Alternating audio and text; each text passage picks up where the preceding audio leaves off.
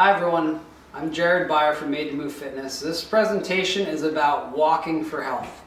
There's a lot of misconceptions when it comes to how to walk and the benefits of walking and is it good, is it bad for different joints and problems. So we're going to break down a lot of different things when it comes to the benefits of walking and how you can use it as part of your overall wellness program. Obviously, it's something that everyone can do over time, as you age, as people lose their ability to walk, your health declines pretty dramatically after that. So if you have to go into a wheelchair or a motorized chair, there's a lot of systems that revolve around us being able to move, especially your lymphatic system, your immune system. So we're going to talk a bit about walking for health and how you can kind of add that into your overall wellness program.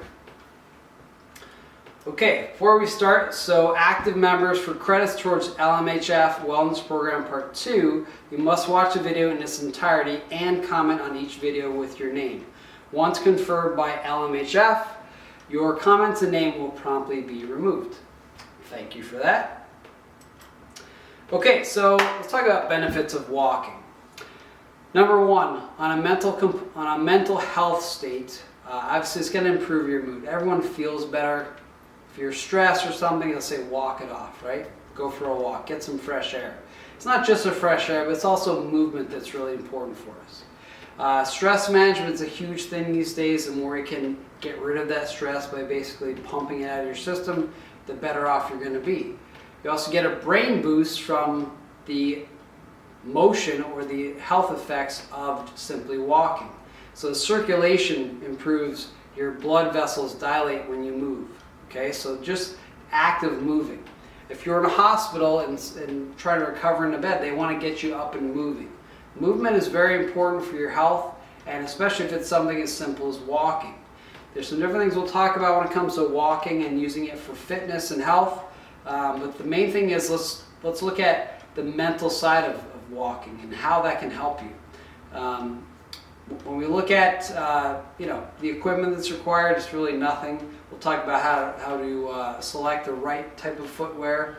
A lot of people just walk in whatever shoes, and there can be some issues with that, especially when it comes to distance walking or extended periods of walking. A lot of people have issues standing for extended periods of time because their postural muscles are weak. So walking should be an essential thing we could do, and pretty much you should be able to walk any distance if you have the time. Wear and tear is one thing that with our bodies we have to always be aware of. So these are some different things we'll talk about today that should definitely help improve the longevity of your performance. From a physical health perspective, obviously heart health is a huge thing, right? Everyone needs activity. 10,000 steps a day is to maintain your health. Every morning you wake up, you're 10,000 steps negative. So you have to, in order to get to a stable point to maintain your health, you have to have 10,000 steps just to get to that point. Lung function's improved as well as your heart because they're working together. So you're building that relationship when you're walking, breathing and walking. They're going to go together. Better posture. When you're walking, you're actually going against gravity. Gravity's pulling you down. You're actively going against that. When you're sitting down, gravity is basically pulling you back into your seat, and you're not having the stress on your bones to keep your bone density up. So walking is a great thing. The heel strike actually keeps your bone density up. So the more as you age, the more you sit, the less of that heel strike, and the less stress on the bone. And that stress is actually positive stress because it keeps the bone density up. Weight management is obviously a big thing. This is one of the big areas where I see that there's some misconceptions in that you can walk to lose weight. You can, but walking doesn't burn a ton of calories. Walking is activity, it's not really exercise. Exercise is something meant to change your health, whereas activity is more meant to maintain your health. All right, so either you're changing it with exercise or you're maintaining it with activity. So that's a big thing we'll talk about as we go through this presentation. Okay, so let's talk about equipment first. Now, obviously you could walk in shoes, high heels, whatever, doesn't matter. But what is the effect on that? You're not going to walk long distance. It's going to change your gait pattern, how big your steps are. There's going to be a lot of factors that come into that. So let's talk about footwear, because that's where basically your connection to the ground is. So proper footwear is key. I always tell people to get a proper pair of exercise shoes they only use for exercise. You shouldn't wear them all around and then exercise them. They should be just used for that activity. So if you have a pair you walk with, you have a pair you go to the gym with, whatever it is, only use it for that activity. The key with a lot of this stuff is that a lot of people buy sneakers based on how they look. They should fit good, but the main thing is a lot of sneaker companies have, the old style was to have a thick heel and a thin front, okay? So what's happening is you actually had like a slight decline like this. And the thought process was, as your heel comes down, the more padding there, the better off you're going to be. But that padding reduces heel strike, and it's also kind of tipping you forward. So when you're looking at footwear, you want to look at what's called neutral footwear. Kind of flat front to back. So it's a flat surface, just like you're standing on the ground, it's flat. Inside your shoe should be that nice natural footbed. Now there might be an arch support in there as well, but you're not this thick heel with this little thin front. If you look at some of the old running sneakers, they were really, really thick and the front was real thin. Thinking that as you run, you're basically having this real big cushion so you're not hitting the ground. Well, the problem is you can't feel the ground with that, and more runners have actually gotten sprained ankles and injuries from those type of things, knee, hip, low back issues, because they're not feeling the ground. The other thing is when a runner runs, you're actually landing flat. You're not landing heel and then putting your foot down. When you walk, you actually do roll from heel to toe. So that is important as you're walking, doing for fitness, is that you're rolling your foot from heel to toe, lift to the next gait phase. But when you're running, you're actually coming down, you're actually landing flat. You're not landing on your heel and then flapping your toes. You would hear it too much. It'd be almost sound like flip-flops as you're going along. So it's heel to toe, rolling as you walk, different than running. Obviously, proper clothing is important. If you're on a lunch break or something, you go out for a walk, which is activity, not exercise. It is important to wear something that's breathable, that's not going to be too constrictive. Some materials wick away sweat, so they are a bit cooling. But for the most part, you want to have things that are flexible. When you're looking at sweat, you're also going to be dehydrating yourself a bit, but also electrolytes are going to be an issue. So if you're sweating out electrolytes, you're going to have issues with cramping and things like that. So be aware, if you're out in the heat and you're sweating a lot, constantly be sipping water, because you're probably losing more through sweat than you actually think. And if you wait to drink for when you're actually thirsty, you're already dehydrated by that point. So drinking at that point, you already still might be getting cramping and aches and pains and things in your side. So for the most part, when you're doing a walking activity, try to have water with you or somewhere on your route that you can actually get water, because you don't want to be somewhere and get a cramp and not have any water. I mean, water is essential for life, more than food. And if you're sweating a lot, you actually might be getting rid of too much of those electrolytes and creating more cramping than you would think. Food also before, during, and after is very important if you have any blood sugar issues, because your body is actively using your blood sugar. As you're going along, your brain is using a lot, but your muscles start to take that as well. So if you didn't eat well in the morning or before your exercise or your activity and you're going into this, you're not really prepared for it. So your blood sugar, it may not feel well, it may get a headache. So things like that are things you want to look at. So before, during, and after, especially after, and I've said this in a lot of my videos, but you have to make sure you refuel after. Your body needs that to continue on with what you're doing, repair what you've done. You're not going to have a lot of micro trauma and soreness from walking unless you're just starting into it or you've gone way further than you did before. So in general, when it comes to muscle soreness and exercise, you're actually breaking down that muscle tissue, whereas walking, it's more activity, it's not as much of that breakdown. It might just be sore feet and inflammation, things like that, but you're not really beating your muscles up like you would actually exercising. So a little bit different. Okay, so let's talk about the FIT principle. So this is something we apply to any type of sustained activity. So number one, the F stands for frequency. How many times per week? Now, I don't recommend walking every day for an extended period of time, 7 days a week. You can do that if it's a low intensity.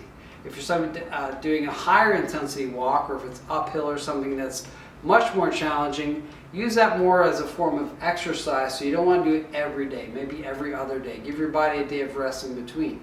But again, it's very important to stimulate bone density and bone growth. It's stress on the body, which is positive stress, not too much stress, but enough to keep it working at staying healthy. The I stands for intensity, which is going to be your heart rate or rate of perceived exertion, or RPE. So in general, when it comes to walking, yes, it is activity. If you're going up hills and real steep things or climbing stairs, then it's actually more of a form of exercise. So if you have to breathe through your mouth to kind of gasp in the air if you go up the stairs, you're winded, that's exercise. But if you can walk and talk to someone, breathe through your nose, it's more activity, which obviously is very important to maintain your health. It's just not a big thing for weight loss or changing your health. Time is the duration of your activity bout. So in general, I would say for the most part, when you first start off, your first 5 minutes are really just warming up, getting your body ready to go. Okay? Then you actually go into a phase where your body is actively pretty much at the same heart rate, as long as the terrain is the same, and staying kind of in that activity bout. So you have a warm-up, activity bout, and then you're going to have a cool down at the end, which we'll talk about. The type of activity is aerobic, meaning you're getting enough oxygen to use body fat for energy. Body fat is very fuel dense, so you can you could run a marathon 3,500 calories off 1 pound of body fat. So it takes a lot to tap into that because you're not burning a lot when you're walking. Obviously, you can do something that's uphill or more terrain, more difficult, hiking or rucking. It's going to be a lot more calorie burn. But for the average walk on a flat terrain, you're not burning that many calories. It's better for circulation and obviously stress reduction, as we talked about. And the E stands for enjoyment and variety. It should be something you enjoy doing. Going for a walk, getting out, seeing nature, getting some sun and fresh air. Variety is very key, so you're not doing the same walk. I mean, there's so many parks and different places. I mean, obviously you can walk indoors in a mall, you can walk to shops, but obviously the outdoors is a big part of it. So try to mix up your routes so you're not doing the same route all the time as well. Okay, so we'll go break each one of these down. So frequency, walking is an activity, it's not exercise. It can be done every day if it's at a low intensity, but if you do a high intensity, you want to give your body a little bit of time to recover in between. So again, the 10,000 steps per day is recommended to maintain your health, but it's not really there to change your health. So when you wake up, you're at negative 10,000 steps for the day. You hit 10,000, you're now at 0. If you go 10,000 above that, you actually do 20,000 for the day, which is pretty common with activity monitors and things that people use all the time now, apps and things. And that's just based on movement, trying to get people more and more active. One thing we find is that really most people that use those are already very active and they just want to see how active they are. Unfortunately, it doesn't really motivate people that are not active to become more active as much. It's moving that direction with incentives and whatnot, but for the most part, it's just kind of tracking. If someone's already active, it's going to tell you how active you are, roughly how many calories and steps you've actually taken that day. And there's a lot of different programs out there to incentivize more and more steps and challenges, and you can challenge your friends and coworkers and things like that. So there's a lot of benefits to that, but frequency-wise, walking can be done on a daily basis as long as it's lower intensity. Intensity-wise, again, it is aerobic activity. It's not really considered exercise because it's a low base heart rate. So it's all based on your heart rate or RPE. So an RPE scale is 1 to 10. Walking is typically like a 4 to 6, depends on the terrain and a lot of different other little factors in there.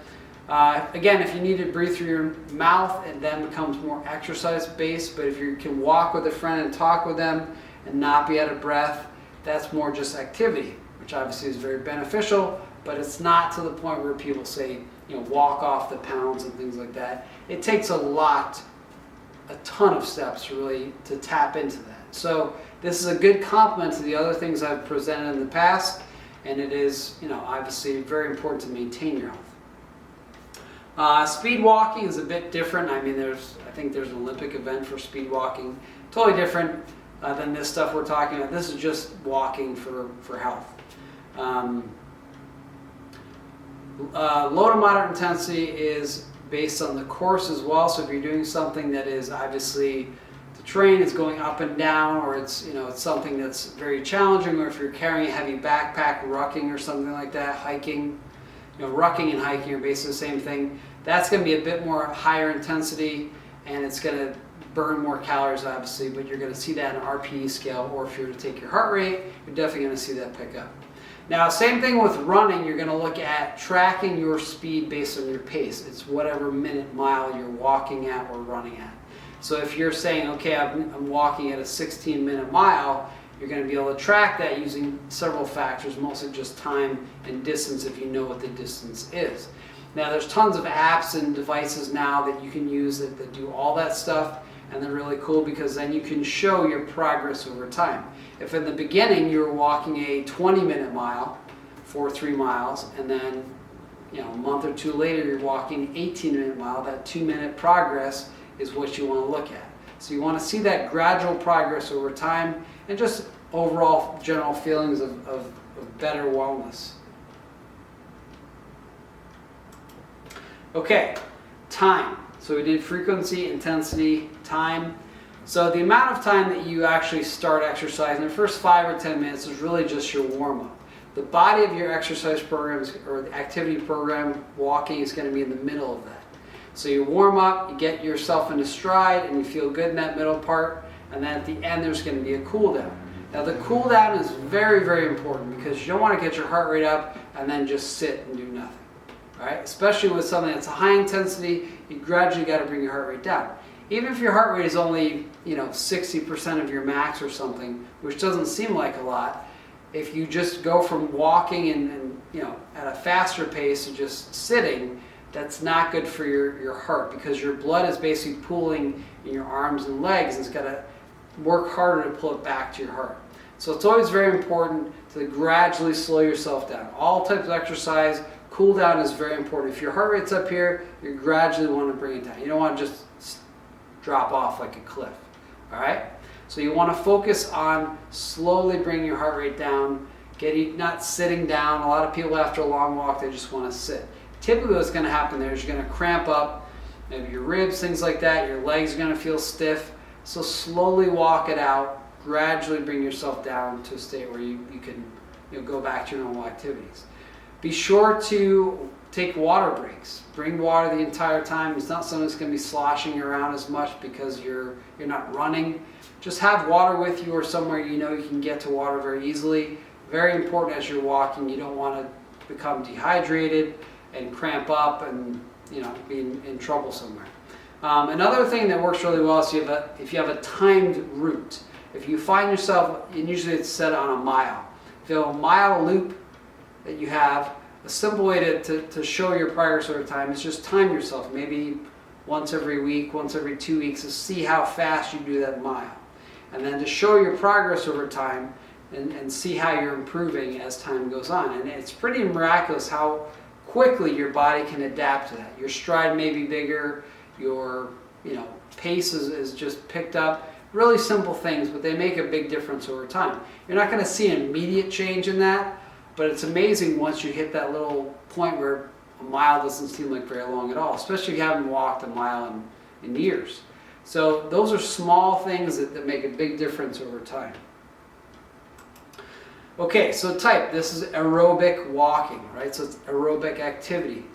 You have the warm-up, activity bout, and then the cool down like I talked about. Your body temperature rises, your heart rate increases, your blood pressure increases, your respiration rate increases, so you're breathing faster, and circulation is improving. So all these things are kind of ramping up your system.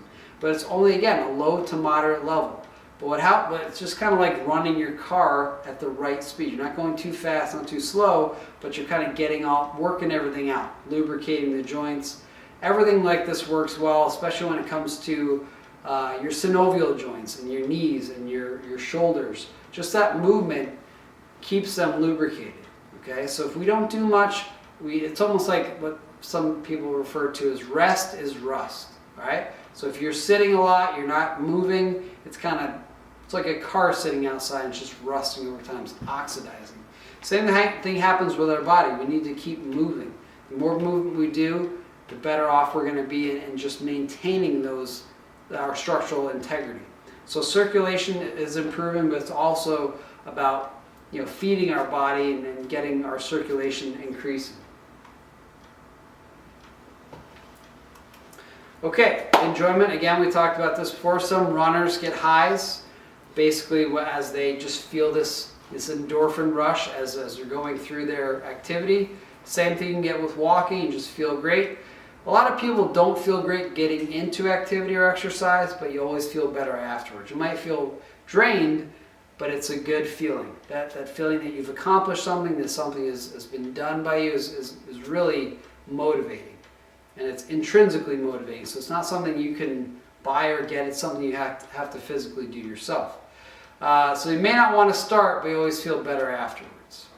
And mixing up your routes for variety is very good for your body, but also for your mind. You don't want to have the same thing. You want to see different things, right? Variety is the spice of life. So the more we can change that stuff up, the better off we're going to be. And obviously the routes and things that you pick can vary quite a bit. Making sure they're safe. Obviously, don't walk along the side of a busy road. Try and use areas that are well lit. There's lots of everything. Just make sure you're safe as you're walking, and pick a route that you're familiar with so you don't get lost. Okay, so tracking wise, there's a lot of new techniques to track distance in walking and exercise. Let's talk about the old school or basic things. A simple watch or timer. So if you have doesn't have to be a digital watch, you can time yourself. It doesn't have to be exactly down to the second, but you can kind of roughly guesstimate how long it takes you to get somewhere. So again, if you use that timed distance, let's say it's a mile, how fast you can walk that mile, that's something you can use as a frame of reference. So you can use an old school watch or timer to see how long it takes you to complete that mile. And that's your mile test. That's your pace. So obviously, as you become better and better, if you can keep that same pace, typically what's going to happen over time is it's going to take a little bit longer for each mile. You're not going to get faster until you're going to get a little bit slower, right? So having a wall calendar, writing down your time, again, if you do it once a month, once a week, twice a week, whatever it is, it's a way to gauge your progress over time. So what is your time for that mile? And just keep looking at that. And if you look back month after month, you're going to see a pretty drastic improvement over time. Now, if we look more for modern day things, there are so many apps and websites to track and record your progress with walking. Right? Whether it's, there's lots of websites you can use and have a membership on those sites. A lot of them are free or cheap. But app-wise, there are so many apps for fitness now. It's probably one of the biggest areas of app development other than gaming. But there's a lot of them. Most of them are free. The one that I use a lot of Polar heart rate monitor products. And they have one you don't even need to use the heart rate monitor. You can actually just turn it on, and the GPS will actually track the speed to which you've gone. They'll track your route with the GPS. They'll give you your pace. It's amazing the things you can see with this. So it's basically just using your phone as a smart device to track your progress. There's a lot of apps where you can actually just put your finger over the light on your phone, and it'll actually give your heart rate. There's so many things. As these things develop, it's incredible what you can track. So distance, calories, GPS, your speed, your minute mile, there's so many things you can look at. So tracking is very important for progress and just seeing how you're developing over time. So I would highly suggest using an app that's going to just track all that stuff for you. And it's simple. I mean, most people have their phone with them. It's good for safety, but it's also great for tracking your progress over time. And again, it's amazing what can be done using a simple app that 10, 15 years ago we didn't even think was possible. So tracking is very important for looking at your progress and seeing where you're going. Goal setting is also obviously very important. SMART goals: specific, measurable, attainable, realistic, and time sensitive. These are things you want to look at. Why are you walking? How far are you walking? Do you have any set event you want to be prepared for? So again, it's a great stress management technique if you do it the right way, but you have to make sure you hit all these factors. Now, you don't want to just go and walk for a certain amount of time. It should be really planned out. And these are some factors that I really want to hit home with before you jump into something like that. Again, we talked a bit about footwear. There's a little more explanation of this. Again, neutral flat footwear footbed is very important. So the front and back are very flat. The shoe should also be pretty flexible. It shouldn't feel like they're bricks. They shouldn't be real stiff, and they should kind of contort a little bit. So if you took the front and back, you should be able to twist a bit. So it needs to actually protect your foot, but also move with your feet. Your feet are not blocks. They're kind of pliable, right? And the muscles grab. Cushion socks are another big thing you can use. A lot of people just use regular socks. There's lots of runner socks that have specific cushioning and support in certain areas, which work really well. It reduces calluses and wear and things like that on your feet. Quality sneakers with an arch support are important. Don't buy the most expensive sneakers, but buy good quality sneakers. Typically, I don't tell people to buy walking sneakers. I tell them to buy running sneakers with a neutral footbed, because they usually last a bit longer and they're better designed for those types of things. Your footbeds also wear out like tires on a car, so you don't want to keep using old sneakers. After a certain time, you basically have to recycle them or throw them away. So a lot of people, what happens is they have had sneakers I've had clients have sneakers for decades, and they're just the rubber is so hard and worn out, and the treads are gone in certain areas, and it's like you would never have that on your car. You wouldn't be allowed to drive it. Same thing with sneakers, you need to get rid of them over time. If you find sneakers that fit you really well, buy several pairs of those, because every year that company comes out with a new line, and they're typically never the same. So if you find a pair that fits really well, you love those, buy several pairs of those. And again, like I mentioned before, only use them during training. That'll save you time and money, because you don't have to replace them after X amount of time. But again, sneakers do have a distance they're used for, just like a car tire. They're rated like that. They don't say them on the box, but that's what they are, just like a car tire, because you see the tread wear on the bottom of them, and based on the way you walk, it'll actually show on the tread at the bottom of your shoes. So contraindications, things to be careful of. Obviously, number one, consult with your doctor before starting a walking program. If you have any issues with balance or blood pressure, things like that, make sure everything is okay with your medications and walking. The conditions you walk in are really a big part of that, and having someone with you if you have any potential issues. Avoid walking on a tilted path or roadway for extended periods of time. So if you're walking along a surface that's angled, it's actually going to start contorting your hips. So that could create some issues in your low back, so be careful of that. Don't walk in uncomfortable shoes, right? So if you're using your dress shoes or something for a walk, they're good for a certain amount of time, but you don't want to go for an actual activity style walk using, dress shoes. I always tell people to avoid hand and ankle weights. I know that's been a big thing in the past, but it really just kind of throws your body off. It's an altered motion. It's not something good for activity, and I still see a lot of people swinging arm weights and ankle weights, and some people walk with weighted vests.